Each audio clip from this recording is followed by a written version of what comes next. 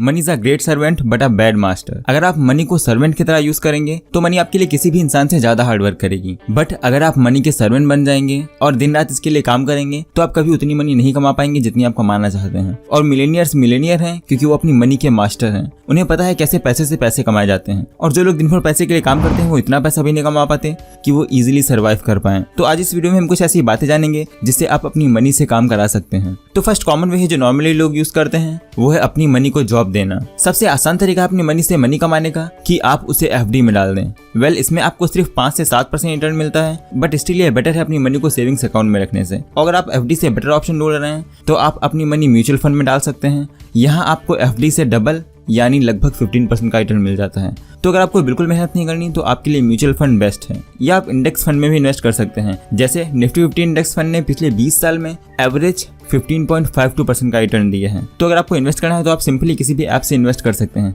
मैं IND money use करता हूँ, जिसके लिए आपको simply Nifty 50 index fund search करना है और यहाँ से आप इन्वेस्ट कर सकते हैं। और अगर अभी तक आपने अपनी इन्वेस्टमेंट स्टार्ट नहीं की है तो आप डिस्क्रिप्शन में दिए गए लिंक से इस ऐप को इंस्टॉल कर सकते हैं और इन्वेस्टमेंट स्टार्ट कर सकते हैं। और अगर आपको और अच्छे रिटर्न चाहिए तो आप स्टॉक में इन्वेस्ट कर सकते हैं। ये थोड़ा रिस्की है, बट यहाँ पे आपको 25% तक का रिटर्न इजीली मिल जाता है अगर आप थोड़ी सी रिसर्च करके इन्वेस्ट करते हैं तो। Second, to fly put your weight down. आप कई तरीके से अपने पैसे से पैसा कमा सकते हैं, बट डेट्स आपकी वेल्थ के एनिमी हैं जो आपकी मनी ग्रो नहीं होने देंगे। इसलिए सबसे पहले डेट से बाहर आएं। डेट से बाहर आने के 2 फेमस स्ट्रेटजी हैं। First, snowball method. इस मेथड में सबसे पहले आपको अपना स्मॉलेस्ट लोन लिखना है, फिर इंक्रीजिंग ऑर्डर में अपने सारे लोन लिखने हैं। जैसे अगर आपने 2000 वॉच के लिए लोन लिया है, 20,000 फोन लोन और 3 लाख कार के लिए लोन लिया है, तो सबसे पहले 2000 वॉच का लोन पे करें, फिर 20,000 और उसके बाद 3 लाख का कार का लोन पे करें। और सेकंड मेथड में आपको अपने लोन हाईएस्ट से लोवेस्ट इंटरेस्ट रेट में लिखने हैं।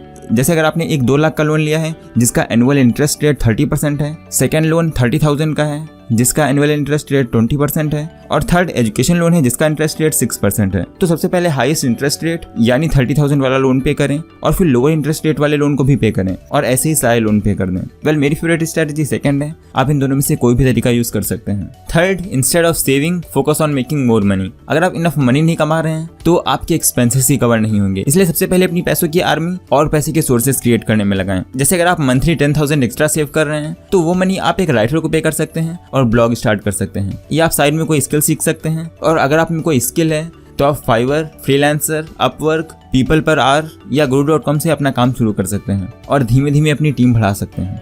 Fourth, money as a game of luck. Malcolm Gladwell अपनी बुक आउटलायर्स में लक की इंपॉर्टेंस बताते हैं। जैसे बिल गेट्स के टाइम पे बहुत कम लोग थे जिनकी पहुंच में कंप्यूटर था, और उनमें से एक बिल गेट्स भी थे जिससे वो प्रोग्रामिंग सीख पाए, और उनकी मदर का नेटवर्क अच्छा था जिससे उन्हें IBM में अपॉर्चुनिटी मिली जिससे वो इतने रिच बन पाए।